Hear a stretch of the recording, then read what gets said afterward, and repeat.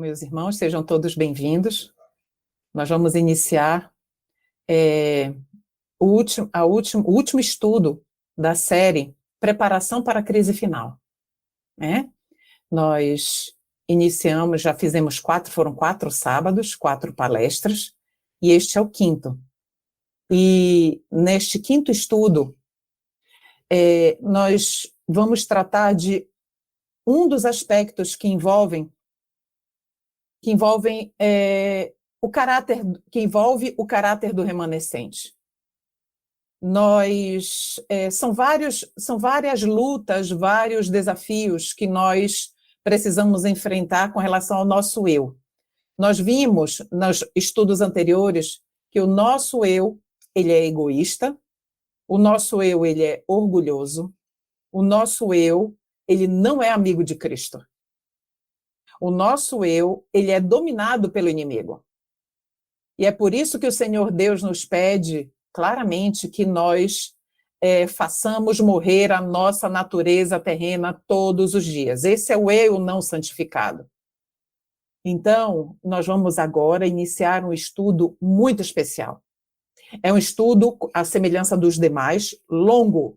Já adianto para vocês. É um estudo longo, não é um estudo breve, porém, nós vamos partir desde o primeiro slide até o último, nós vamos construir uma linha de raciocínio espiritual lógica, tá bom? Então, essas informações, elas são nós vamos acumulando as informações para que nós possamos, ao final, fechar uma linha de pensamento espiritual de acordo com a vontade de Deus.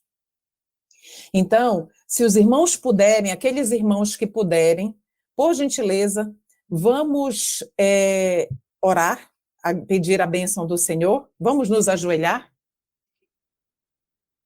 Oremos ao Senhor. Senhor nosso Deus, Pai bondoso, Pai bendito, é no sagrado nome do nosso Senhor e Salvador Jesus Cristo que estamos reunidos aqui mais uma vez para buscarmos o Senhor.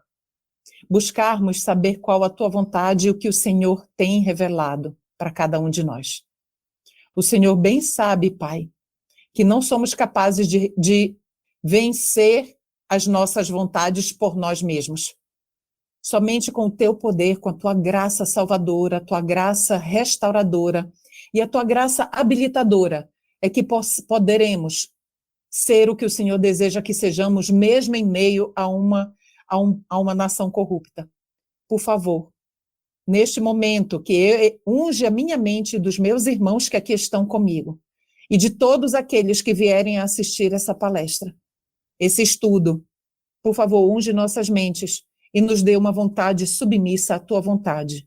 Humildemente te pedimos e agradecemos, porque o Senhor sempre nos ouve. Muito obrigado, Pai. Em nome de Jesus. Amém. Queridos, o nosso estudo tem por título O Remanescente, a Modéstia Cristã e a Preparação do Caráter. Esses três conceitos, eles não se separam, meus irmãos. Eles estão total e intimamente interrelacionados. Não tem como separar. E no decorrer do nosso estudo, isso vai ficar muito, muito evidente para todos nós. Vamos iniciar a nossa reflexão estudando, queridos, uma outra coisa. Muitas pessoas entram em contato comigo pedindo, irmã, conhece algum texto que fale que o Senhor Deus ou o Espírito de profecia fale especificamente contra o uso de calça, por exemplo, que é o clássico, né? Contra o uso de calça? Queridos, nós não vamos encontrar um texto com a palavra calça bonitinho, do jeito que a pessoa às vezes precisa. Mas o Filho de Deus, temente, consegue entender quais são os princípios do céu, os princípios de pureza, santidade e modéstia do céu, e a partir do momento que entende esses princípios, consegue claramente aplicar para qualquer área da vida. Então, nós vamos ler muitos textos claros, conceitos extremamente claros, Mas também nós vamos ler princípios, que são princípios, primeiro, que o céu não negocia. Vamos gravar? Princípios de modéstia que o céu não negocia. E aí, a partir disso, desse entendimento, todas as decisões com relação à modéstia, e a modéstia não envolve somente vestuário, meus irmãos. A modéstia envolve relacionamentos, envolve posturas, envolve muita coisa. Então, vamos estudar muitos princípios, tá bom? Princípios para a aparência do cristão. Em 1 Timóteo 2,9, uma citação clássica bem conhecida, diz o seguinte, que as mulheres se ataviem modestamente, ou seja, se trajem modestamente, com decência e discrição. E aí, então, só nesse verso nós temos aí 3 palavras, 3 conceitos. O conceito de modéstia em um único verso, de decência e de discrição. Vamos agora ver no dicionário qual é a definição de cada um desses 3 conceitos. Modéstia. Conceito 1, ausência de vontade ou de luxo. Conceito 2, comedimento, humildade, simplicidade no modo de se apresentar. Conceito 3, desambição, simplicidade. 4, gravidade, quer dizer, gravidade e compostura, essas 2 são sinônimas, né? Que a pessoa que ela é modesta na sua forma de se apresentar. E o 5º conceito, decência. Então, de acordo com o dicionário, esses são os conceitos de modéstia. Conceito de decência, a segunda palavra que nós encontramos em 1 Timóteo 2,9. Decente.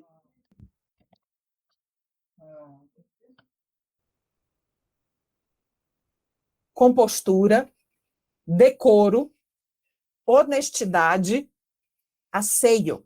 Então, uma pessoa decente, essas são as definições com relação à modéstia, essas são as definições que o dicionário nos apresenta. Então, honestidade, asseio, qualidade do que é decente, compostura, né? Uma pessoa bem composta. Vamos avante. E discrição, qualidade daquele ou daquilo que é discreto, qualidade de quem se reserva, uma pessoa reservada é uma pessoa discreta. Conceito 3, ato de discernir, capacidade para discernir ou discernimento, circunspecção e prudência. A prudência e circunspecção é eu vou dar um exemplo prático, é o ato de você pensar antes de agir ou pensar antes de falar. É o ato de você parar e pensar, o que eu vou falar ou o que eu vou fazer vai edificar? Quem está escutando? Vai honrar a Deus? E eu estou falando isso porque é a teoria. Nem sempre a gente consegue cumprir isso, mas pelo poder do Espírito Santo, sim. Então, é só ilustrando para os irmãos entenderem melhor os conceitos. Então, o que é que a gente observa? Que esses 3 princípios são válidos para todos os aspectos da vida do cristão e para a aparência do cristão, seja ele homem ou mulher. É muito comum a gente tratar mais da mulher e ver mais imagens de mulher. Por quê? Porque na história do cristianismo, a mulher se colocou mais em evidência com relação ao vestuário e o homem de forma mais reservada. Mas mais para cá, na modernidade, o que a gente tem percebido? Nós temos percebido que o homem, hoje, está com aspectos relativos à modéstia. Eu estou falando do homem cristão, não estou falando do homem mundano. O homem cristão também tem tido a evolução cultural, ou involução, não sei, depende do ponto de vista, né? Mas houve uma mudança. E nesta mudança, o que acontece? O homem tem tido, sim, a necessidade de refletir a respeito dos padrões de modéstia do céu, não do homem, não nosso. Então, tudo que nós vamos estudar aqui é voltado tanto para o homem quanto para a mulher. Então, de acordo com isso, com esses conceitos que nós vimos, estes conceitos foram extraídos da boca do Senhor, de 1 Timóteo 2,9, modéstia, decência e discrição são esses 3 aspectos que nossa aparência deve prezar, deve primar. Tudo bem? Vamos avançar. Então, vamos iniciar lá atrás. Vamos pegar lá de trás e a gente vem gradualmente caminhando. Vamos refletir sobre as primeiras roupas. Parábola Jesus, página 166, nos diz o seguinte: luz bela e suave, a luz de Deus envolvia o santo par. Olhe lá, o que envolvia o santo par era a luz de Deus. As primeiras vestes que eles receberam foram dadas pelo próprio Deus. Esse vestido de luz era um símbolo de suas vestes espirituais de celeste inocência. Olha só, vamos somar, vamos unir. As vestes que Deus deu e dá, elas são um símbolo das nossas vestes espirituais de celeste inocência. Vai gravando. Aí entra o pecado no mundo, né? Por meio dos nossos primeiros pais. Vamos agora para uma outra citação de Parábola Jesus. Depois do pecado, eles perceberam que estavam o quê? Nus. E aí, qual foi a medida que eles tomaram? Cobriram-se com vestidos de sua própria feitura, não de Deus. Por suas próprias obras, procuraram encobrir os pecados e tornar-se aceitáveis a Deus. Percebe aí a diferença? As vestes do homem, as decisões de modéstia do homem, tentando cobrir os pecados, são as suas próprias obras para tornar-se aceitáveis a Deus. Vamos avançar.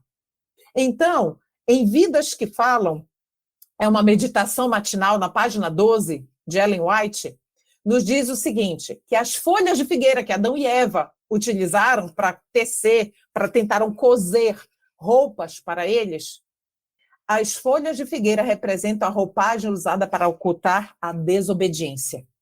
Então, meus queridos, a desobediência no vestir, que está nas escolhas de vestuário, nas escolhas de modéstia, da conduta cristã, essas escolhas, elas podem ou não refletir a obediência à vontade de Deus, ou se for destituído da luz do céu, do que Deus tem revelado, podem refletir a sua desobediência.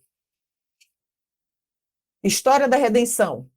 E fez o Senhor Deus a Adão e a sua mulher túnicas de peles e os vestiu. Olhe só a diferença das vestes de figueira, que não conseguia cobrir tudo propriamente, adequadamente. O que é que o Senhor Deus fez? O próprio Senhor Deus deu, então, agora, já que vocês pecaram, que vocês desobedeceram, eu vou lhes dar as vestes segundo os princípios que são os princípios do céu, mesmo após o pecado. Olha o que a história da redenção nos diz. Deus vestiu-os com roupas de pele para protegê-los da sensação de frio e calor a que estavam expostos. Certo? Então, as roupas, elas devem estar em harmonia com o clima. Nós vamos entender isso mais para adiante, mas dentro dos princípios celestiais. Nós já vimos as vestes, no princípio, conceito de vestes, já vimos conceito de modéstia, perdão, já vimos também o padrão do céu, que as vestes que o Senhor dá e a diferença com as vestes que o homem escolhe para si.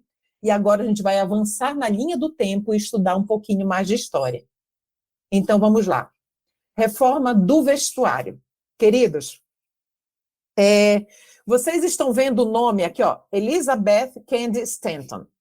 Essa pessoa, ela disse a seguinte frase, interrogativa. A questão não é mais como te apresentas ou pareces, mas, mulher, como te sentes. Então, meus irmãos, olhem só. Existe uma mulher chamada essa daqui, ó. Eu vou adiantar para poder voltar, tá bom? Essa senhora que está aí na foto, ela se chama Elizabeth Smith Miller. Ela foi a primeira mulher a usar calça na história da modernidade, tá bom? Introduzir calça no vestuário feminino. Agora vamos voltar. Essa moça aqui, Elizabeth Cady Stanton, é prima dela. Então são duas Elizabeth, a Stanton e a Miller. Um dia, Stanton, eu vou chamar pelo sobrenome, estava na casa dela com a sua amiga Amelia Bloomer. Vamos chamar de Amélia. Amélia Bloomer. Elas estavam ali fazendo uma visita de tarde, né, conversando, quando chega a Miller, vestida com uma roupa semelhante a esta que vocês estão vendo aí na imagem. E Amélia Bloomer era uma mulher assim bem, digamos, para frente do seu tempo. Ela era dona de um jornal da época nos Estados Unidos. Mulheres naquela época não tinham, não, ela tinha recursos financeiros, obviamente, mas não era comum para as mulheres terem um jornal.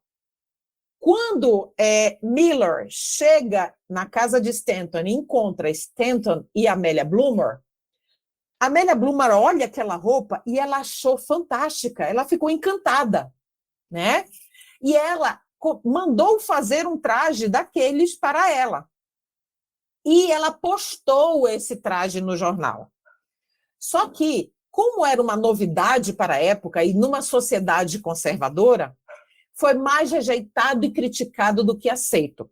Como tudo que é novidade, né? Quando causa impacto, o que acontece? A tendência imediata das pessoas que estão acostumadas a uma determinada rotina ou a determinados costumes, a primeira reação deles é o quê? Rejeitar, né? Muito bem. E foi o que aconteceu. Então, mas nem por isso morreu, extinguiu-se essa vontade, né, esse desejo e a determinação de fazer com que o traje fosse aceito. Então, o que está escrito aqui nessa plaquinha azul? Essa plaquinha azul está lá, na casa de Elizabeth Miller, lá nos Estados Unidos, diz assim: Elizabeth Smith Miller introduziu o vestuário Bloomer. Eles batizaram de vestuário Bloomer. O traje Bloomer se tornou a mais importante reforma do vestuário do século XIX. Então, nós já estamos aqui, ó, vendo a primeira reforma do vestuário, digamos assim. E aqui embaixo, ela foi por toda a sua vida uma defensora e patrocinadora do movimento dos direitos da mulher. Queridos, sabe o que quer dizer esse movimento dos direitos da mulher? Feminismo, tá? Vamos avançar. E a gente vai ver que o feminismo, quão sério e quão maligno ele é e qual a relação dele com as obras das trevas. A reforma do vestuário era um foco significativo de preocupação entre as recém-ativistas dos direitos da mulher. Por quê? Qual era o foco principal do feminismo ou dos direitos da mulher? Não haver distinção entre mulheres e homens, igualdade entre mulheres e homens. E a igualdade, ela envolve também o quê?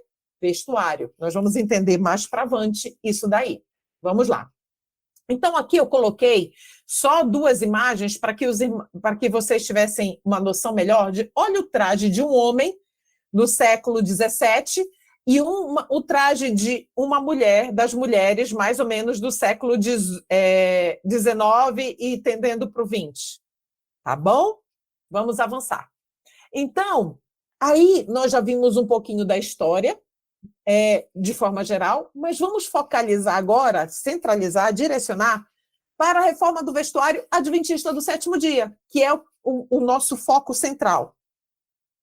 Testemunhos para a Igreja, volume 1, nos diz assim: minhas visões pretendiam corrigir a moda atual.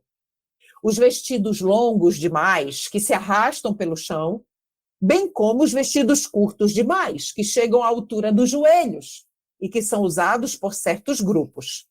foi-me mostrado que devemos evitar ambos os extremos. Queridos, vamos avaliar aqui. Em Mensagens Escolhidas, olha só, volume 3, o Senhor Deus deu a Ellen White uma visão, e nós ainda não lemos sobre essa visão. Eu estou aqui exemplificando os extremamente longos, exageradamente longos, os exageradamente curtos e os intermediários, certo? Então, aí você pode dizer, ué, mas elas estão tão bem vestidas, não está aparecendo um decote, não tem uma transparência, não aparecem as coxas, não é? Partes da perna, nada está à mostra. Isso é imodesto? Vamos entender, meus irmãos.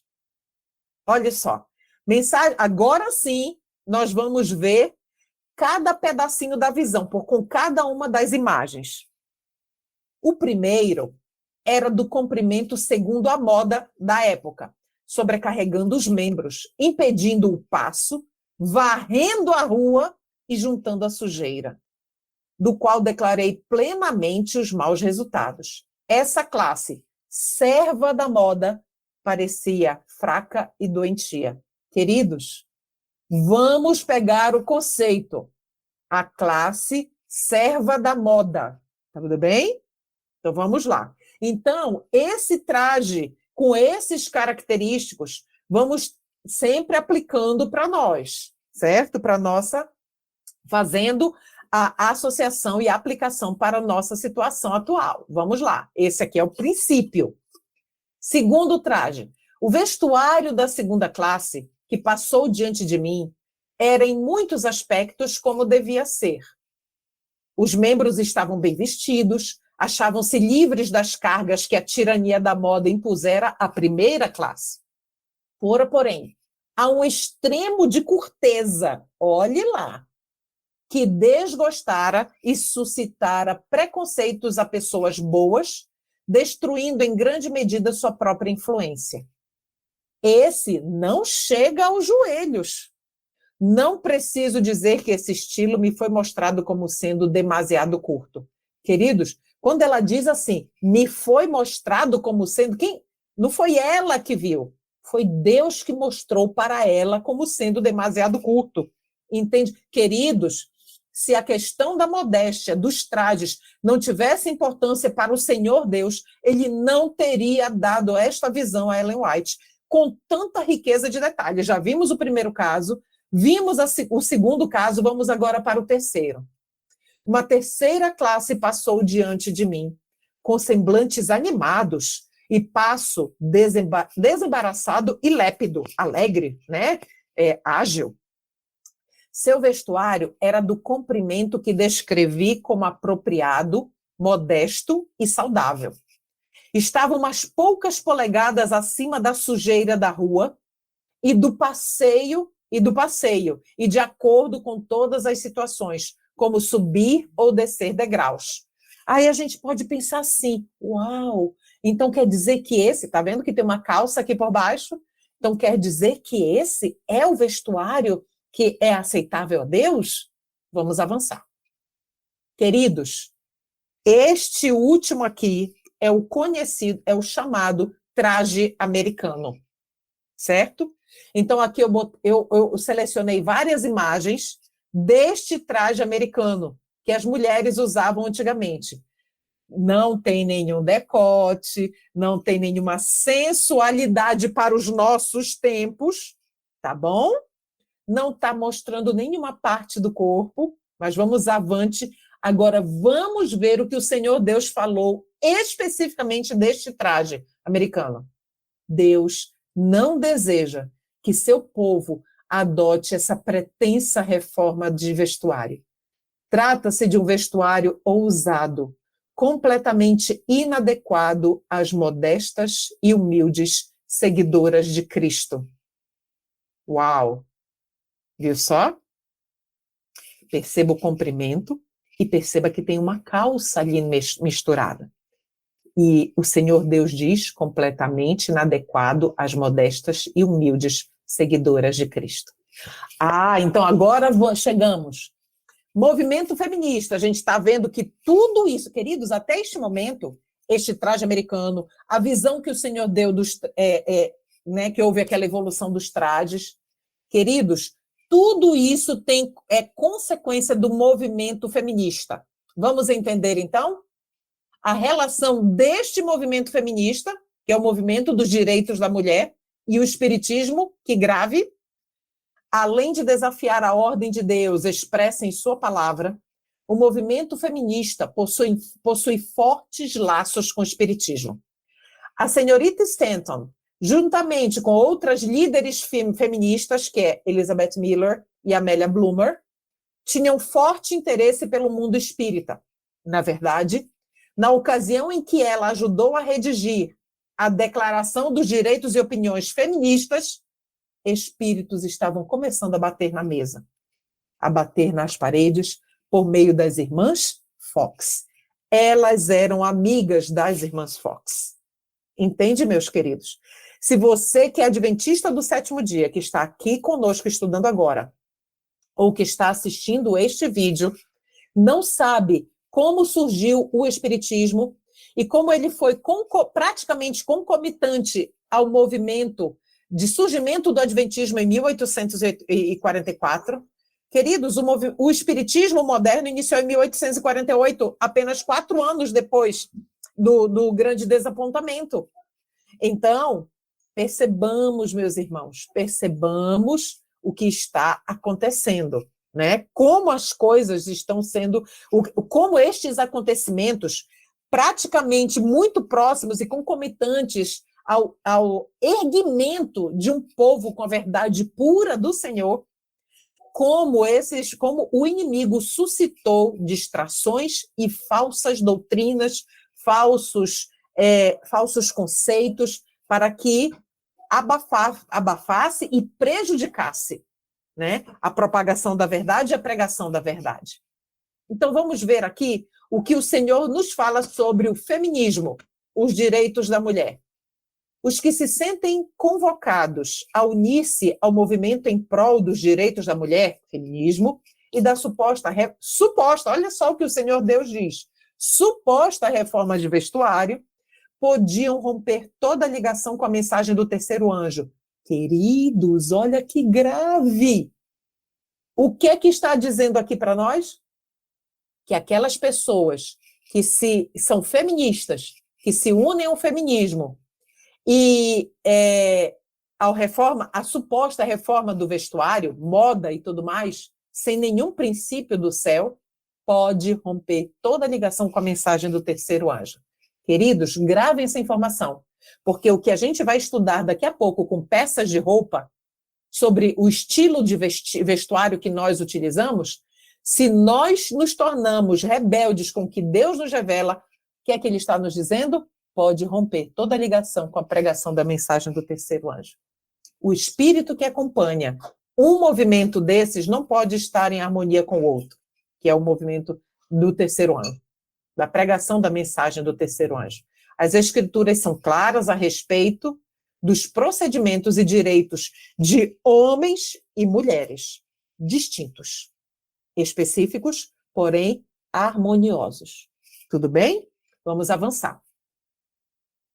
Vi que a ordem de Deus foi invertida e suas orientações especiais menosprezadas por aqueles que adotam o traje americano. Minha atenção foi chamada para o seguinte verso, a serva do Senhor falando do traje americano ainda. Não haverá traje de homem na mulher, e não vestirá o homem veste de mulher, porque qualquer que faz isto, abominação é ao Senhor, teu Deus. Queridos, este verso sozinho nos traz todo o necessário para nos nortear nas nossas escolhas de homens e mulheres com relação ao vestuário. Oi? Orientação da criança, página 414. Oi. Caso o mundo introduza uma moda modesta, consciente e saudável no vestir, que esteja de acordo com a Bíblia, Não mudará nossa relação para com Deus ou para com o mundo adotar tal estilo. Queridos, consegue perceber como o Senhor Deus, ele é sábio ao nos indicar? Então, digamos que o problema não está na moda. O problema está não necessariamente na moda. O problema está no que da moda nós vamos adotar para a nossa vida como representantes de Cristo, entende? Então, o que a serva do Senhor está nos dizendo aqui? O Espírito Santo, por meio da serva do Senhor. De que, se agora a moda atual tem um estilo de vestuário que não ataque, que não fira, que não desonre o que o Senhor Deus espera de nós, não desonre o nosso Deus, porque somos representantes dele, então não há problema nenhum em adotar determinado estilo de vestuário. Agora, olha a parte em vermelho. Os cristãos devem seguir a Cristo e fazer suas roupas conformar-se com a palavra de Deus. Devem evitar os extremos. Devem seguir humildemente um rumo certo, sem considerar os aplausos. Ai, que lindo! Ou a censura. Muito careta, muito fora de moda. E se devem apegar ao que é certo devido aos seus próprios méritos. Apegar-se ao que é certo porque é certo. Sem evitar o quê? Como diz aqui a sabedoria do céu? Sem evitar, aliás, evitando sempre os extremos. Esse testemunho me foi dado como reprovação para as irmãs que se sentem inclinadas a adotar um estilo de vestuário que foi criado para os homens. Queridos, essa citação de Testemunhos para a Igreja, volume 1, está em total harmonia com o de Deuteronômio, que não haverá traje de homem e mulher, e vice-versa. Entende? Então, o Senhor não aprova. Agora eu vou falar com as minhas irmãs. Queridas irmãs, é o Senhor Deus que está dizendo, eu só estou lendo. Ele não aprova o seu e o meu estilo de vestuário que foi originalmente criado para homens, não foi criado para mulheres. Tudo bem? Vamos avançar. Ainda em Testemunhos para a Igreja, volume 1.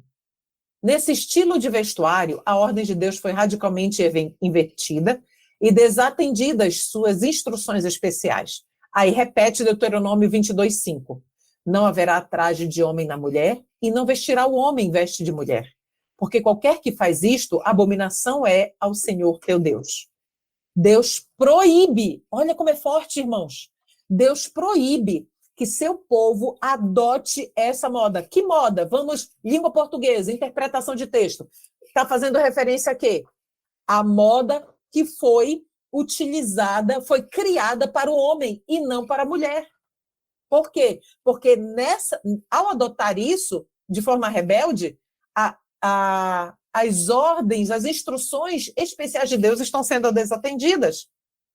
Continuando ali depois do vermelhinho. Não é um traje decente, e olha que não está mostrando nada. Imagine hoje.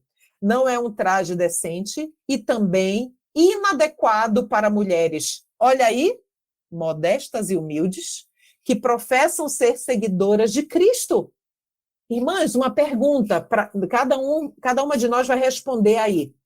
Nós somos ou não somos seguidoras de Cristo? Sim, nós somos seguidoras de Cristo. Somos representantes? Sim, se somos seguidoras e professamos sermos adventistas do sétimo dia, então sim, nós somos representantes de Jesus Cristo. Então olha como fica sério. A parte amarelinho aí. As proibições, perdão. As proibições de Deus são consideradas com leviandade por todas quantas defendem a abolição da diferença de vestuário entre homens e mulheres. Então, mulheres que se vestem hoje com um traje que é para homens, o que é que elas estão fazendo? Elas estão considerando com leviandade as proibições de Deus. Isso é sério, bem sério. Vamos agora viajar um pouquinho pelos trajes desde a década de 1870 até atualmente.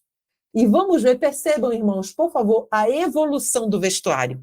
Olha só como foi mudando gradualmente conforme o tempo. Queridos, uma outra coisa. Isto aqui que nós estamos vendo é cultura, tá? A gente pode dizer, é a cultura africana, eles têm que se vestir de tal forma, com determinadas estampas, porque a cultura é africana. Queridos, no céu não haverá cultura africana, cultura brasileira, cultura chinesa, japonesa, cultura brasileira, cultura argentina, não haverá. Nós estamos aqui treinando para a única cultura que haverá, que é a cultura do céu. Então, não existe esse argumento, tá bom? Então, olhe só a mudança, percebam, nas décadas, conforme foi passando o tempo. Olhe e perceba como vai mudando. Olha, daqui, década de 40, olha na década de 50 como já mudou o estilo de saia, e olha como foi um pulo para a calça. Olha só, mais década de 60, 70, 80, 90. Então, meus queridos, agora nós estamos na atualidade.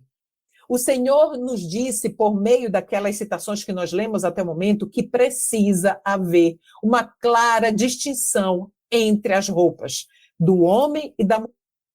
Pergunto, estamos vendo aqui uma clara distinção? Deuteronômio 22:5 é claro em dizer que homens e mulheres não podem ter o mesmo vestuário, porque olha o final do verso, é abominação ao Senhor Deus. Testemunhos para a Igreja, volume 1. Há uma crescente tendência de as mulheres usarem vestuário e adotarem aparência mais semelhantes aos do sexo oposto e escolherem seus trajes bem parecidos com os dos homens. Olhe só, mas Deus declara que isso é o quê? Abominação, meus irmãos. Então, em inglês está dizendo aqui, se isso aqui é normal, essa mulher vestida aqui de vermelho, então esse homem vestido aqui dessa forma também é normal. Concordam? Nós não estamos trabalhando aqui com princípios. Então, se o princípio, isso eu estou falando para adventistas do sétimo dia, para cristãos que desejam fazer a vontade de Deus. Então, se um cristão, rebeldemente, depois de estudar tudo isso, acha que isso aqui, essa mulher vestida dessa forma é normal, então, queridos, obrigatoriamente, esse cristão adventista do sétimo dia deve achar que isso aqui do lado também é normal. Entende? O lar adventista 2 nos diz o seguinte: firmai-vos em vossa masculinidade que Deus vos deu. Mostrai a pureza de gostos, hábitos e apetites comparáveis aos de Daniel. Olha o que o Senhor está nos dizendo aqui, queridos. Quando diz firmai-vos em vossa masculinidade, homens que estão aqui assistindo, acompanhando esse estudo, vamos, não é o princípio? Vamos substituir pelo princípio das mulheres. Firmai-vos em vossa feminilidade que Deus vos deu, minhas irmãs. Mostrai pureza de gostos, hábitos e apetites comparáveis aos de Daniel. Isso é para todos nós. Deus explica o que está acontecendo com o seu professo, desculpe, tira o R aí, o seu professo povo. O povo adotou muitos dos costumes dos seus vizinhos gentílicos. Olha o que patriarcas e profetas naquela época já estão nos dizendo, e o princípio é aplicado agora para nós. Então, o povo adotou muito dos costumes dos seus vizinhos gentílicos. Quem eram os gentílicos? Pagãos, mundanos. E assim, olha o que diz aí em azul, sacrificou em grande proporção seu próprio caráter peculiar e santo. Queridos, o Senhor Deus levantou os adventistas do sétimo dia para terem um caráter peculiar e santo. Gradualmente perderam sua reverência para com Deus. A história se repete. e deixaram de apreciar a honra de ser seu povo escolhido. Atraídos pela pompa e ostentação dos reis gentílicos, cansaram-se de sua própria simplicidade. Queridos, o povo de Deus, lá no final, nós vamos ver dos 3 Elias, o vestuário dos 3 Elias. A tônica do vestuário dos Elias é a simplicidade. Se é do primeiro, é do segundo, também é do terceiro, que somos nós. Então vamos avançar. Nosso corpo não nos pertence.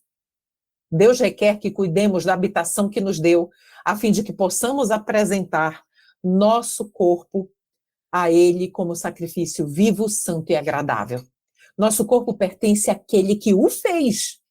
E temos o dever de obter um conhecimento acerca da melhor maneira de preservar da ruína a habitação que nos deu. Se debilitarmos o corpo pela condescendência, contemporizando com o apetite e vestindo-nos segundo as modas, que modas? Prejudiciais à saúde, a fim de estar em harmonia com o mundo, tornamo-nos inimigos de Deus. Queridos, vocês conseguem perceber quão grave isso é? Gravíssimo. Vamos avançando. Nós vamos abordar aqui neste estudo, queridos, vários aspectos da modéstia. E as saias? Saias justas, curtas, transparências, alcinhas, decotes? Vamos avante. Queridos, Bíblia Satânica, página 25. Foi retirado do capítulo Algumas Evidências de uma Nova Era Satânica. É o demônio que induz as mulheres a mostrarem as suas pernas para excitar os homens. Queridos, é princípio, não é? Vamos substituir? É o demônio que induz as mulheres a mostrarem o seu colo. O colo, queridos, é essa região aqui, ó, da mulher. Ou mostrar os seus ombros para excitar os homens. Agora vamos voltar, né? Pernas. Os mesmos tipos de pernas, agora socialmente aceitáveis de serem admiradas, que são mostradas pelas jovens, queridos, não está falando de qualquer jovem, não, está falando das religiosas. Não são as gentílicas, as pagãs, as mundanas, não, que não têm a luz que nós temos. Mostradas pelas jovens religiosas quando elas caminham de lá para cá, com suas roupas curtas, não tem esse óleo. Que passo encantador na direção direita ou esquerda, é possível que nós logo vejamos o topless de religiosas sensualmente rebolando seu corpo. Muitas religiosas são moças muito lindas, com pernas bonitas. Queridos, que trágico. Isso daí é luciferiano, é satânico mesmo. Está falando de jovens religiosas. Queridos, ele está dizendo aqui que vai chegar ao ponto de usar biquínis mostrando partes do corpo. Entende? Isso é grave.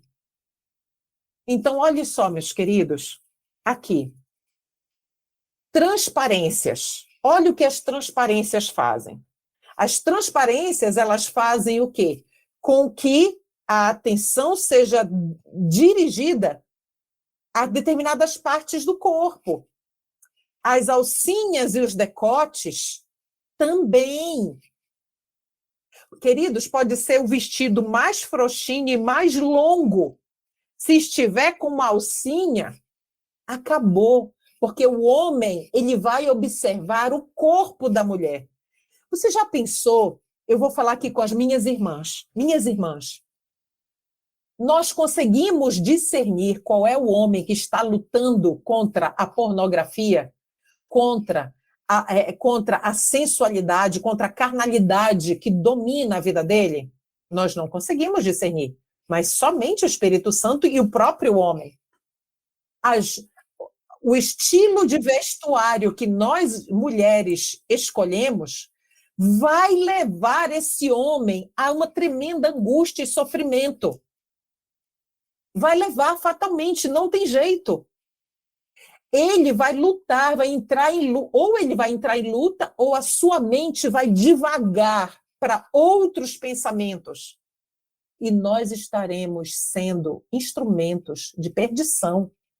No dia do juízo, minhas irmãs, quando os livros forem abertos, nosso nome e nós formos julgadas, nós estamos sendo irmãs queridas, no quesito modéstia cristã, vestuário, nós estamos sendo pesadas na balança também. Vai estar escrito ali que tantos e tantos homens, naquele dia que você usou tal peça de roupa, tantos e tantos homens pecaram ao olhar para você e se perderam. O sangue destes homens vai ser jogado sobre vocês. Eles vão carregar o seu pecado, obviamente. Mas vocês e eu, nós todas, se nos vestirmos de forma sedutora e que leve esses homens a pecar, e esse fato nós vamos carregar. O sangue deles vai ser posto sobre nós, entende? E aqui nós temos os bolerinhos, uma opção para as alcinhas. Aqui, depois que eu selecionei essa primeira imagem, eu fui perceber que ela está com uma certa transparência. Então, vamos aqui considerar como se fosse a manga totalmente tapada, tá bom? Sem nenhuma transparência. Então, aqui são opções, claro que uma manguinha mais comprida, talvez também, nesse do meio. Opções. O vestido é de alcinha, lá por baixo? Olha aí, uma opção moderna, elegante, não é? É um tomara que caia embaixo? Não vamos perder o vestido, vamos mandar fazer, ou então comprar. Hoje já tem uma variedade de cardigans, né? De casaquinhos elegantes, bonitos, temos várias opções, né?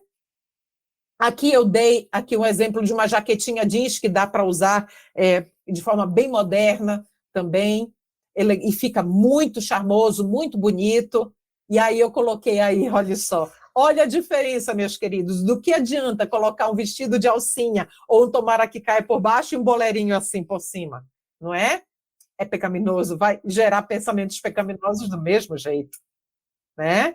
Então vamos avante.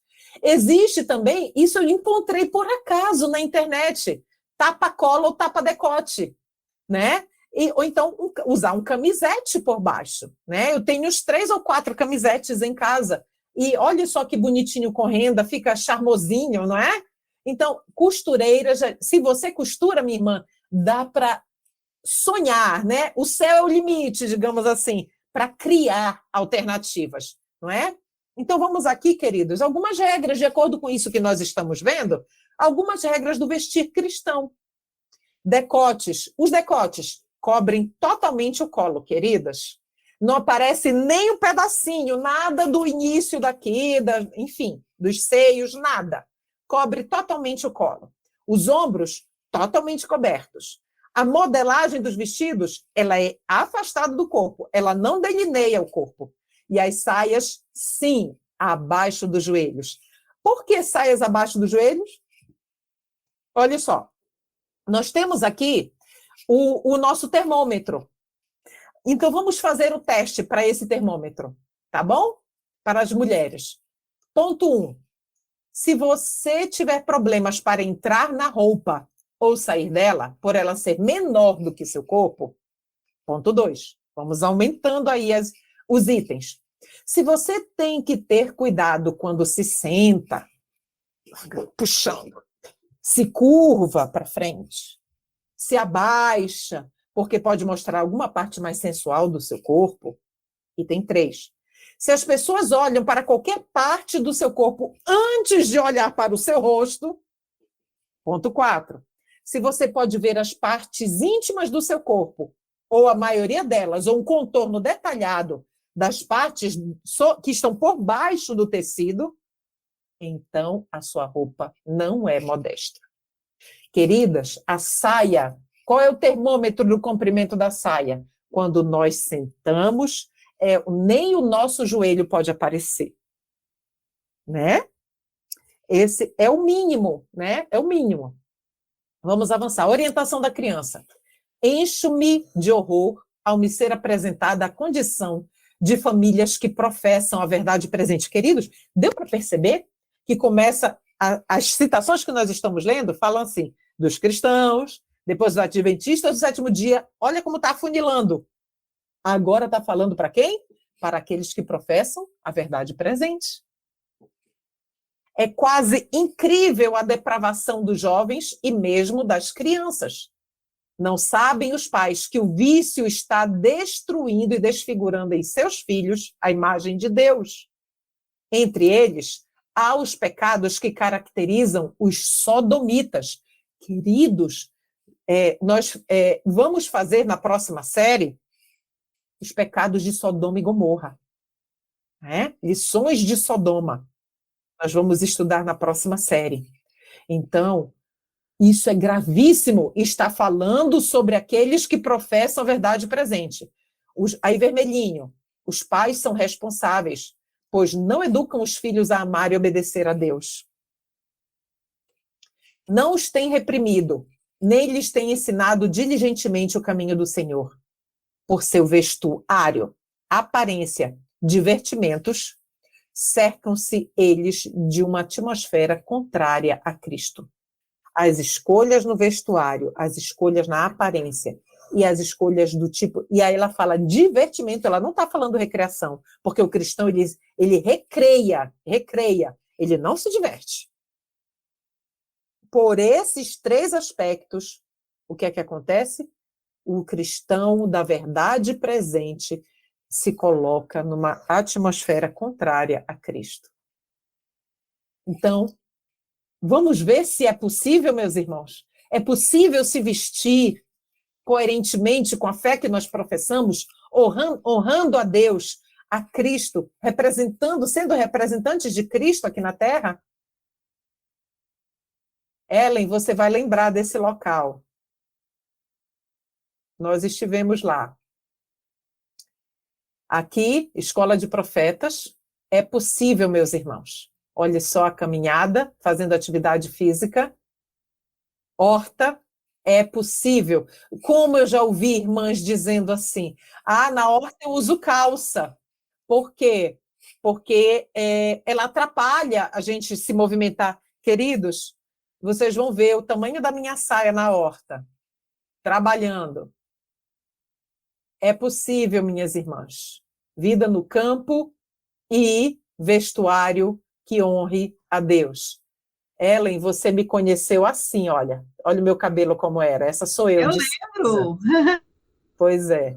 Então, olha aqui, o meu cabelo ainda não era... Eu ainda não tinha assumido os grisalhos. Eu comecei a assumir meus cabelos grisalhos em 2016. Aqui, ó. Já estava aqui no iniciozinho grisalhos. E aqui, ó. Então, queridas, olha só, irmãs e irmãos que também vão escolher, tem esposas, e que aqueles irmãozinhos jovens que ainda vão escolher esposas para si. O padrão de Deus é possível adotar. Então, olha só como é possível ser elegante e se vestir segundo os padrões de modéstia. Mais exemplos, é possível sim. Essas são irmãs nossas da igreja de Itapeva, em Minas Gerais. Olha só, está vendo que os cortes em V, o que elas fizeram para não aparecer?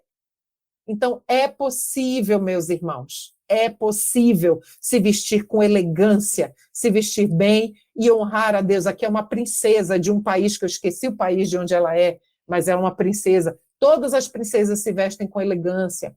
Então, é possível, as princesas que não são rebeldes, né? É possível, sim. A modéstia exterior é um reflexo da modéstia interior. Foi um padre que falou, queridos, na Igreja Católica, a linha conservadora do catolicismo leva muito mais a sério a modéstia, os princípios de modéstia cristã. E, queridos, quando eu estava montando essa palestra, pensa da minha dificuldade em encontrar em sites evangélicos e adventistas. Onde eu mais encontrei informação foi no catolicismo, a gente vai ver mais adiante. Em sites e blogs, enfim, católicos. Filipenses 2,15. Para que venham a tornar-se puros e irrepreensíveis, filhos de Deus inculpáveis. Inculpáveis quer dizer o quê? Sem culpa. E culpa é o quê? Pecado. no meio de uma geração corrompida e depravada, na qual vocês brilham como estrelas no universo. Assim também brilhai a vossa luz, meus irmãos. Então, é possível se vestir com elegância e honrar a Deus, brilhando por Cristo, de fato, aqui como diz Filipenses 2,15. Queridos, a Igreja Adventista do Sétimo Dia, em 2013, voltou, fez um voto, né, e produziu esse materialzinho aí, chamado Rumo ao Lar, um chamado a reavivamento e a reforma, e voltou o estilo de vida adventista do Sétimo Dia. Eu trouxe aqui só para ilustrar. Eu tenho, não está aqui comigo, está lá está no sítio. No sítio eu não consigo usar, lá nós não temos uma internet que me possibilite fazer o que estamos fazendo aqui, essa transmissão, esse estudo. Eu preciso vir à cidade para poder fazer isso. Então, esse documento, ele existe. Nós vamos agora passar a analisar o que o manual da Igreja Adventista do Sétimo Dia, da nossa igreja, o que é que o manual ele nos diz sobre o vestuário e vários outros aspectos, joias, adereços, adornos, vamos ver. Esse princípio deve aplicar-se não apenas a roupas, olha o que diz o manual da nossa igreja, mas a todas as questões que envolvem a aparência pessoal e seus enfeites. Com relação a joias e ornamentos, os princípios bíblicos da modéstia e da beleza interior, que aparecem em 1 Timóteo 2,9 e 1 Pedro 3,3, deixam bem claro que o cristão deve abster-se do uso de joias e outros ornamentos, como bijuterias, piercing, tatuagens, etc. Aqui cita Levítico 19:28, mas a gente vai pular, porque a gente vai ver mais especificamente mais avante. A busca da autoestima e valorização social, por meio do uso de joias ou ornamentação externa, conflita com a profunda experiência cristã que Deus deseja para seus filhos e filhas. Trajar-se com simplicidade, olha aí a palavra-chave, e abster-se de ostentação de joias e ornamentos de toda espécie está em harmonia com a nossa fé. Devemos evitar o uso de... Agora vamos entrar em cosméticos que não se coadunam com bom gosto e com os princípios da modéstia cristã. Queridos, eu fui no dicionário e fui ver cosméticos. E no universo de cosméticos entra aí maquiagem, entra base, entra rímel, entra os cremes hidratantes, então entra tudo aí. Mas o que está se dirigindo aí especificamente? Cosméticos que não se coadunam com o bom gosto e com os princípios da modéstia cristã. Aham! E nós estamos vendo que os princípios da modéstia cristã são os princípios do céu. Tudo bem? Vamos agora entender melhor. Como adventistas do sétimo dia, fomos chamados a sair do mundo. Nossa religião deve ter uma influência modeladora sobre todas as nossas atividades. Nossos hábitos devem brotar de princípios e não do exemplo do mundo. Costumes e modas podem mudar, mas os princípios de conduta correta permanecem os mesmos. Se você tem o seu manual da igreja, leia, tá? Aí está. Então vamos agora, lembra dos cosméticos? Vamos agora entrar item por item. O uso da maquiagem está dentro deste requisito que se espera do crente adventista. O uso dos cosméticos não são desaconselhados. Queridos, que cosméticos que não são... Nós vimos qual é o princípio, que tem que estar em harmonia com os princípios de modéstia de Cristo.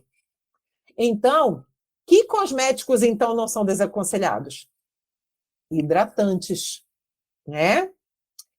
Tudo que você faz para ter o cuidado com o seu corpo, com a sua pele, que não chame atenção para você. O uso da maquiagem é conflitante com a modéstia, simplicidade e discrição, que é o que Deus pede. Lembra dos 3 primeiros conceitos que nós estudamos do dicionário? 1 Timóteo 2,9. Vamos avante. A maquiagem, quando mencionada na Bíblia, sempre está associada a quê? A apostasia. Ezequiel descreve mulheres infiéis, quando coloriste os olhos e te ornaste de enfeites. Está aqui a referência, Ezequiel 23:40. Deus associa o uso da maquiagem somente com mulheres cujo proceder não era agradável a ele. Consegue entender isso, minhas irmãs? 2 motivos levaram tais mulheres a fazer uso de pinturas. Quais foram esses dois motivos? Né? Realçar a beleza com o intuito de conseguir algo. Aqui está citando 2 Reis 9, 30 e 31, está falando de Jezabel. Jezabel, Acabe já tinha morrido, e o rei Jeú estava chegando da cidade, ela soube, Jezabel foi e se maquiou, ela se enfeitou e se pôs na janela para que Jeú olhasse para ela e a desejasse. Essa é essa citação, mas está aí a referência para você ler na sua própria Bíblia. E também para agradar os olhares masculinos e sentirem-se belas. São essas duas situações aqui que o Senhor Deus se desagrada. E esses são os dois princípios que se aplicam, queridas, para tudo na nossa vida. Jeremias usa a alegoria de uma mulher sedutora vestida de escarlate, que é vermelho, com ornamentos e olhos pintados, para representar a Israel tentando em vão atrair seus primeiros idólatras.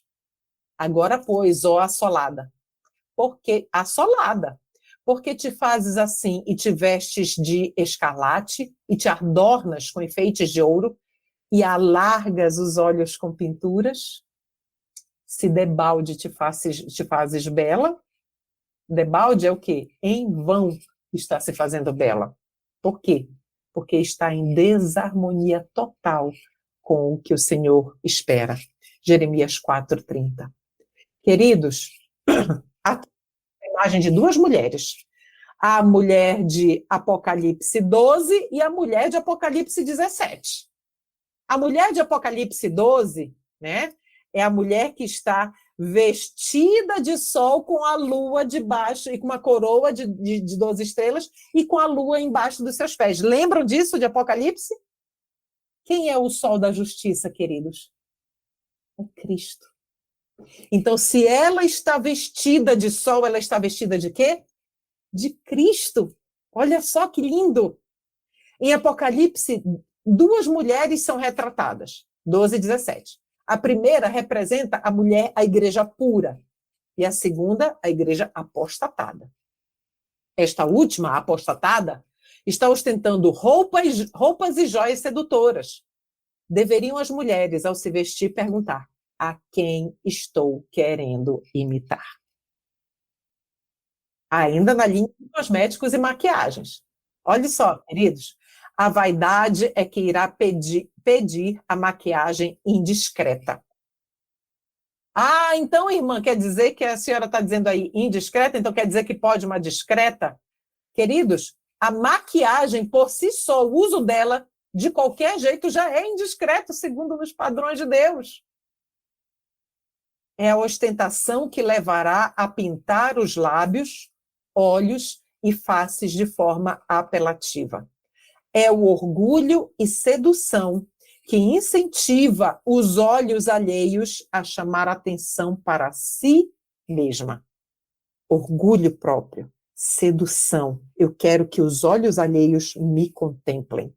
Esse é o princípio, queridos, da modéstia, da falta de modéstia. O uso de maquiagem no ambiente de adoração é um agravante. Chama a atenção para a pessoa. É uma expressão da vaidade. A atitude no culto de adoração deve ser de humildade e introspecção. É ali, nós em adoração a Deus. Silêncio, simplicidade, modéstia no ambiente de adoração. Ah, era aqui que eu queria chegar. Lembram que falou de tatuagem lá no fim? Lá no princípio, que citou no manual da igreja? A gente vai ampliar agora, tá bom? Não fareis lacerações na vossa carne pelos mortos. Aí pode dizer, é pelos mortos, então eu posso fazer o resto todo. Mas o verso não para aí. Nem no vosso corpo imprimireis qualquer marca. Queridos, a palavra qualquer em língua portuguesa não está se referindo a todo tipo de marca? Sim. Então, está dizendo que nós não devemos imprimir nenhuma marca no nosso corpo, seja ela de que categoria for. Por quê? Lembra do princípio? Representantes de Cristo. Êxodo 33, aqui são os versos 3, 4, 5 e 6. Aquela terra é fonte de leite e mel, mas eu não viajarei no meio do povo de Israel, quem está falando é o Senhor Deus, pois é gente rebelde e teimosa. Assim não serei levado a destruir este povo durante a viagem. Vocês já tinham lido isso, meus irmãos? Olha que grave o Senhor Deus dizendo. Povo rebelde e teimoso. Quando os israelitas ouviram estas duas palavras, choraram e deixaram de usar o quê? Joias e outros... Aí você pode dizer, mas não eram israelitas, não era o povo de Deus. De onde eles tinham saído, queridos? Do Egito. Eles não guardavam nem mais o sábado durante 430 anos, porque escravo não guarda sábado. Escravo não tem direito de guardar o sábado, faz o que o Senhor dele manda. Então, eles esqueceram como guardar o sábado, esqueceram os princípios de higiene, por isso que o Senhor Deus deu lá em Levítico todos os princípios de higiene. Eles esqueceram os princípios de modéstia, eles pintavam os olhos como as mulheres egípcias e os homens também. Eles se vestiam como os egípcios. Queridos, o Senhor Deus nos tirou do Egito do mundo. Então, nós não podemos fazer como o mundo faz. Entende como a história se repete? Está ali o princípio, ele é aplicável a nós. Verso 5. Pois o Senhor tinha mandado Moisés falar ao povo, vocês são um povo desobediente e teimoso. Se eu for junto com vocês, um pouco que seja, os destruirei. Imagine o que o Senhor não olha para nós, né? E diz, Senhor, misericórdia. Agora, olhe em vermelhinho, tirem as joias e enfeites que estão usando. Faça uma reforma no seu vestuário, povo adventista do sétimo dia, até eu decidir o que eu faço com vocês. Verso 6. Daí por diante, o povo deixou de usar joias e enfeites desde Horebe. Entende o princípio, queridos?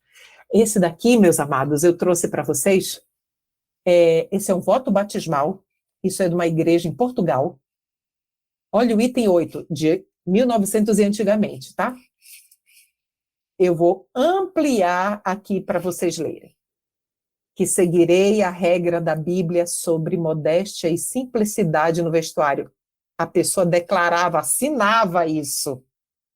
Abstendo-me de usar brincos, cordões, braceletes, anéis e outros artefatos de joalheria, empregados simplesmente como ornamentos. Olha o que tem se perdido na nossa igreja, meus queridos. Então, agora nós vamos falar de joias e adornos. Mensagens Escolhidas, volume 3. Vamos entender? A abnegação do vestir faz parte de nosso dever cristão. Trajar-se com simplicidade. Olha, de novo a palavra-chave. E abster-se de ostentação de joias e ornamentos de toda espécie está em harmonia com a nossa fé.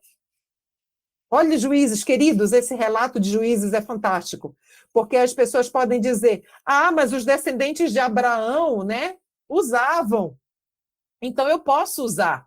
Quem é que diz isso? Os nossos irmãozinhos evangélicos, nossas irmãs evangélicas, que usam brinco, anel, cordão, pulseira, maquiagem, né? Mas olha só, queridos, esse verso, a irmãzinha de lá e nós, irmãzinhas daqui, vamos continuar na rebeldia se nós quisermos. E aí o Senhor Deus vai nos pesar. Disse-lhe mais Gideão, uma petição vos farei no tempo dos juízes, tá?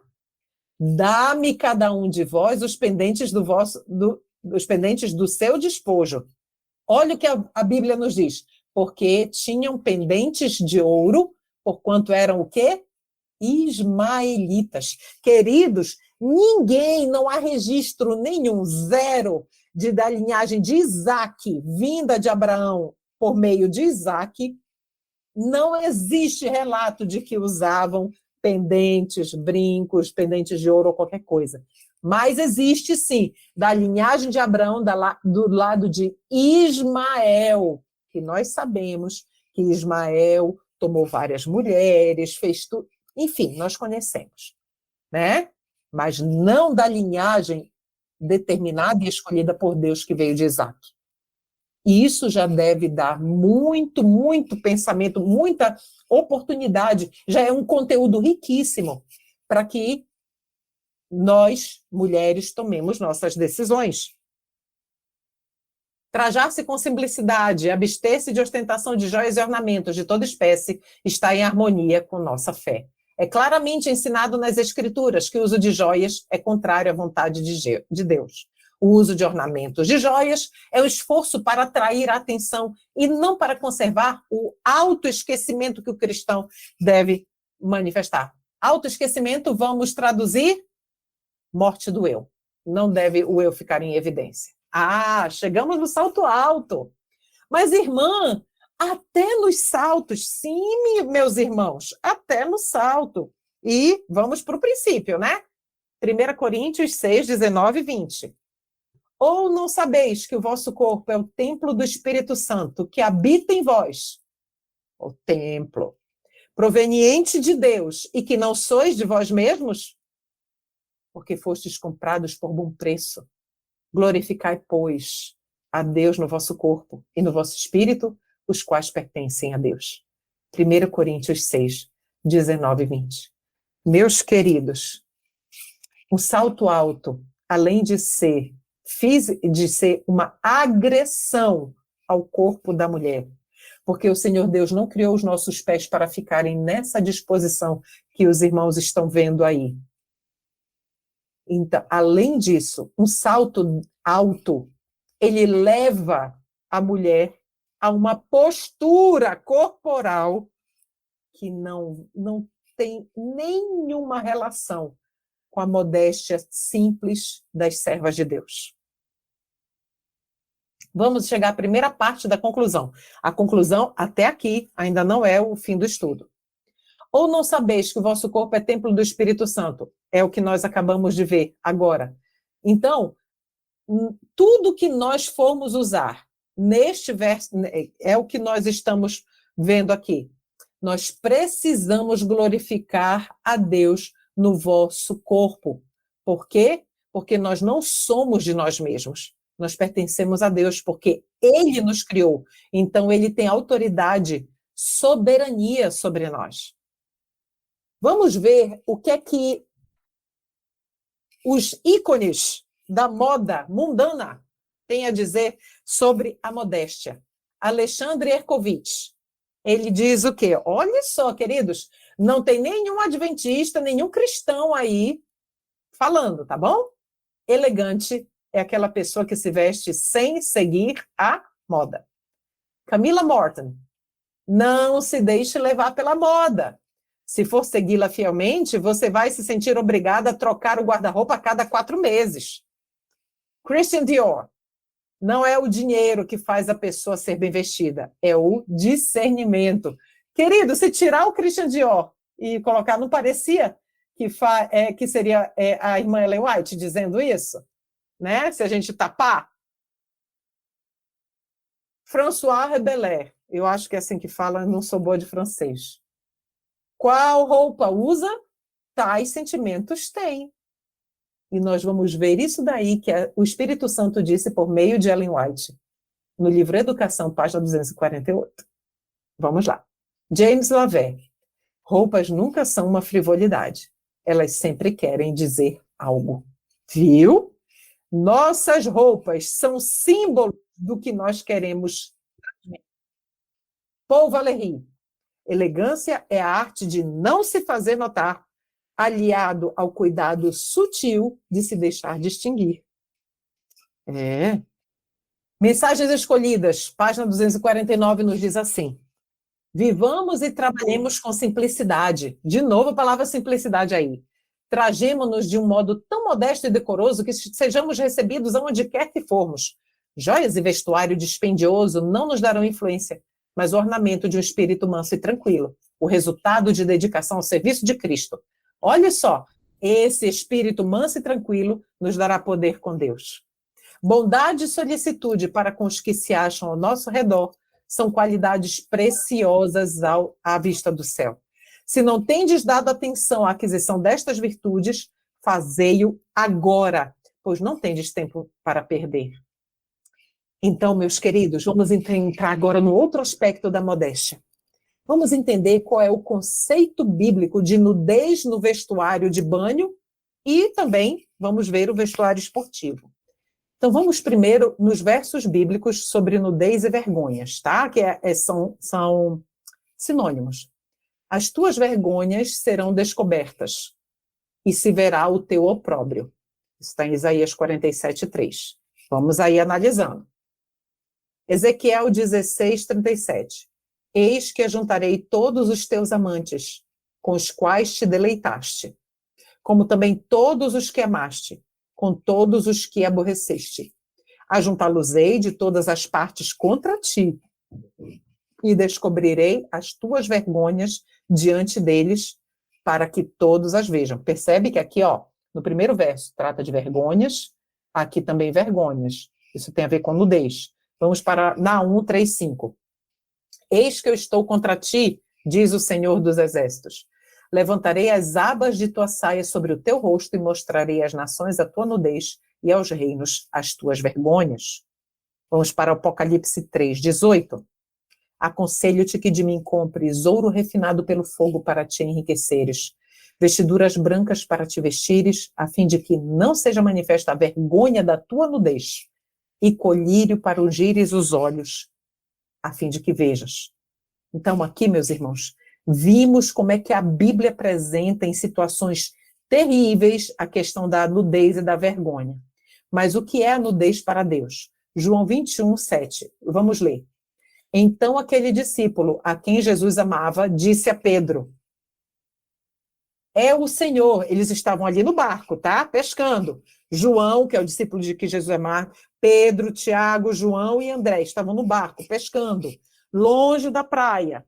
E aí, quando João avista o Senhor Jesus Cristo, João diz assim: é o Senhor.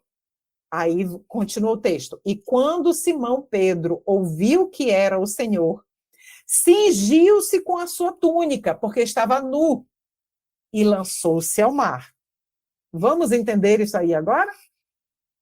Ainda estamos vendo o que é nudez para Deus. Quando um homem tirava sua cotonete, ele ficava em um estado que a Bíblia chama de nu, gúmenos, em grego. Embora ainda estivesse com a sua veste de baixo, Pedro foi declarado nu em João 21:7, porque havia retirado a sua veste superior. Pedro estava usando apenas a chiton. Pedro não estava pecaminosamente despido no contexto de seu trabalho como pescador. Ele estava trabalhando entre homens, estava distante da praia e não se socializando publicamente em um grupo de pessoas de ambos os sexos. Todavia, é evidente que Pedro percebeu a diferença entre trabalhar em seu barco, no meio de homens, longe de todo mundo, e estar ali na praia, na presença do Senhor, porque ele se cobriu primeiro e depois ele foi nadando até Cristo. Por quê? Porque estava nu. Deu para entender? Com essa reflexão aqui, queridos, associado aos versos bíblicos, nós conseguimos claramente entender o que é a nudez para o Senhor. O que é a nudez para o Senhor Deus. Aqui, ó. Então, de acordo com as Escrituras, uma pessoa não precisa estar completamente sem roupa para que esteja vergonhosamente nua. Estas passagens nos ensinam claramente que a exposição pública de nossas partes secretas está associada à vergonha, à nudez bíblica. A nudez pública andava lado a lado com as religiões pagãs da antiguidade. No Antigo Egito, em Creta e na Grécia Antiga, o corpo nu não era considerado imodesto. Olha aqui, nesse primeiro quadro, gregos. No segundo quadro, egípcios, né? Mas olha só, eu não coloquei aqui, mas vai estar no estudo do estudo de modéstia. Eu vou postar essa imagem lá. Nas Olimpíadas gregas, a maratona e todos os outros esportes, os competidores homens estavam completamente nus, porque o conceito grego de beleza, o nu estava associado ao conceito grego de beleza. Os corpos dos gregos nus participando das Olimpíadas era algo que eles consideravam belo de se contemplar, entende? Pagãos. A nudez também acompanha a possessão demoníaca. Vamos ver aqui? Rumaram para a terra dos Gadarenos. Ao desembarcar, veio da cidade ao seu encontro um homem possesso de demônios, que havia muito não se vestia. Então saiu o povo para ver o que se passara e foram ter com Jesus. De fato, acharam homem de que saíram os demônios, vestido e em perfeito juízo. Lucas 8, 26 a 35. É onde está o relato mais completo. Então, queridos, quando controlado pelos demônios, aquele homem andava nu. Quando ficou em seu perfeito juízo por meio do poder e da graça de Jesus Cristo, o que é que aconteceu? O homem se cobriu. Então, expor o corpo do homem ou da mulher, que deveria ser coberto, está em desarmonia com o modelo bíblico. É a única conclusão que a gente pode chegar depois de tudo isso. Além disso, visto que expor as partes secretas é vergonhoso, parece óbvio que vestir-se de modo a ressaltar essas partes do corpo ou atrair propositadamente a atenção para elas é igualmente pecaminoso e imodesto. Os ombros precisam estar cobertos, o colo nas mulheres. Os homens, a gente nem não mostra nada. E as calças dos homens extremamente justas? As camisas em que fica assim, ou então o peitoral bem aparecendo, tudo coladinho. Querido, o princípio é o mesmo. E tem a ver com nudez, porque está expondo algo que deveria estar coberto, ser preservado. As roupas de banho são exemplos dessas coisas de forma intencional. Então, percebe como biquíni, maiô, biquíni é uma calcinha, é uma lingerie com tecido diferente. Me respondam, é uma pergunta retórica. As servas do Senhor usam maiô e biquíni, minhas irmãs? De acordo com tudo isso que a gente está lendo? Nós sabemos a resposta. Então, que o Senhor tenha misericórdia das suas filhas e que nós possamos despertar. A razão por que vestes de banho podem ser inquietantes é que elas expõem os corpos daqueles que as usam. Encaremos a verdade. Uma roupa de banho revela o que você realmente é, mais do que qualquer outro tipo de roupa.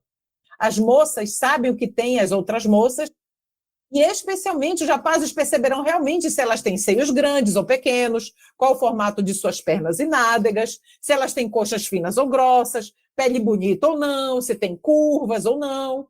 Tudo isso é exposto ao público nas vestes de banho. As vestes de banho são propositadamente o caso clássico de procurar ter aquilo que se deseja e de satisfazer esse desejo. É carne. O uso da roupa de banho é o cristão carnal. Exemplos de roupas, agora, para o banho público e prática de atividades físicas. Modestos. Vamos ver alguns exemplos?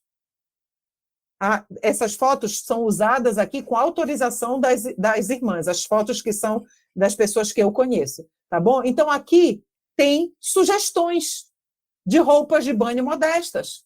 Olha aqui para as crianças. Sugestão de roupas de banho modestas. Mais sugestões aqui, né? Aqui a nossa irmã. Mais sugestões. Mais sugestões. Roupas esportivas. A minha é essa sainha azul aqui, ó. É assim que eu caminho, né? É assim mesmo que eu caminho. Essa moça de preto aqui também, é nesse estilo, né?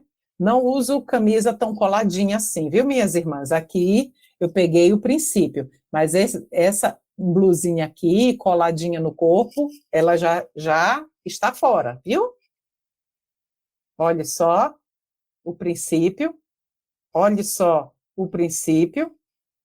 Queridos, lembra que eu falei com vocês sobre que em blogs e sites católicos que eu mais encontrei os princípios corretos de modéstia do céu? Olha só, nudez do colo e busto. Queridos, não existe no adventismo isso. E nem no mundo evangélico. Eu encontrei no catolicismo. Olha aqui, o colo deve estar coberto sempre. Colo é essa região daqui, ó, coberto sempre. Essa parte do corpo é exposta com o intuito de deixar a mulher mais sexy. E dependendo do decote, até provocante, pois chama a atenção de quem olha, conduzindo o olhar diretamente para os seios. Católico. Devem permanecer cobertos. Quem? Os braços. Está falando dos braços. Devem permanecer cobertos. Então, se é braço, obviamente o ombro não mostra, pois eles podem conduzir o olhar para partes que não devem ficar à mostra. Lembra da nudez? Acabamos de ler. Especialmente se a cava do vestido for grande. Queridas, as nossas axilas não aparecem. Além do mais, braços cobertos são mais elegantes. Olha, elegância acima de tudo. Nudez dos ombros. Os braços devem permanecer cobertos, tantos mais os ombros os devem também, não é? Então, é exposição. Pode, com muita facilidade, olha só, há uma superexposição da parte superior do corpo, o que provoca uma nudez parcial, e isso pode, com muita facilidade, produzir no sexo oposto pensamentos ou desejos desonestos. Ombros, nudez das costas. Assim como a combinação de nudez do colo mais nudez dos ombros, costas de fora também possui o mesmo efeito da nudez parcial, justamente para provocar os olhares. É bastante constrangedor estar, por exemplo, na igreja ou em qualquer outro lugar e ver no banco da frente alguém com uma frente única ou com um tomara que caia, pois parece que a pessoa está pelada. Ó. Vamos ver um pecado pós-moderno? Satanás inventou as modas que deixam os membros expostos. Uau! Consegue ver agora? Queridos, quem disse agora foi o Espírito Santo, por meio de sua serva, e nós acabamos de ver num site católico o que esse verso está dizendo. Membros expostos. E aí a gente vê as pernas dos homens. E as pernas dos homens? Queridos, sabia que os gostos das mulheres mudou com o passar do tempo? As mulheres elas já olham para as pernas dos homens e já cobiçam. E já sentem e pensam coisas. Então, homens, pensem, decisões a tomar. Porfiar e entrar pela porta estreita. Porque larga é a porta, e espaçoso o caminho que conduz à perdição, e muitos são os que entram por ela. E porque é estreita a porta e apertado o caminho que leva à vida, e poucos há que a encontrem. Estes caminhos, olha a serva do Senhor dizendo agora, são distintos, separados em direções opostas. Um leva à vida eterna, o outro à morte eterna. Vi a distinção entre esses caminhos e também a diferença entre as multidões que neles viajam. Os caminhos são opostos. Um é largo e suave, o outro é estreito e acidentado. Semelhantemente, as duas multidões que os percorrem são opostas em quê? No caráter, na vida, no vestuário e na conversa. Não se vestem como a multidão do caminho largo, nem falam ou procedem como eles, porque um modelo lhes foi dado. O homem de dores experimentado nos trabalhos. Na estrada larga, que é Jesus Cristo, né? Na estrada larga, todos estão preocupados com sua pessoa, suas vestes, seus prazeres. Então, Educação 248. O caráter de uma pessoa é julgado pelo aspecto do seu vestuário. Entende? Foi o que um daqueles estilistas mundanos disse com outras palavras. Vamos fazer um resumão aqui? É necessário compreender até este momento, que primeiro, há um senso comum acerca do vestuário. A primeira roupa que foi dada por Deus e que a primeira roupa foi dada por Deus e que a veste de luz representava a santidade. Precisamos entender até o momento que a roupa idealizada pelo homem visava esconder o pecado. Que a última roupa será a mesma que a primeira. Qual é? A justiça de Cristo. Nós vamos receber a veste de luz, mas para receber a veste de luz, nós precisamos treinar a veste de luz antes. 5, que o conselho à Laodiceia, que somos nós, aqui precisamos buscar a justiça de Cristo, que é a sua simplicidade. Perceberam quantas vezes a palavra simplicidade apareceu nas citações inspiradas? Precisamos entender até o momento que a diferença entre as mulheres no Apocalipse, entender a diferença entre as mulheres do Apocalipse, situá-las nos seus lugares e onde nós nos situamos comparados com elas. Precisamos entender que nós somos julgados pela nossa aparência. Precisamos entender que as culturas pagãs introduziram e até hoje introduzem práticas que levam à apostasia. Precisamos entender que os famosos e a mídia estão nos aculturando pouco a pouco. Precisamos entender que a introdução de certas peças do vestuário foram específicas para ter alguns efeitos. Precisamos entender que a entrada das calças teve uma ligação direta com o movimento feminista e os direitos da mulher. Precisamos entender que o problema não está só nas calças, que o vestuário é um todo.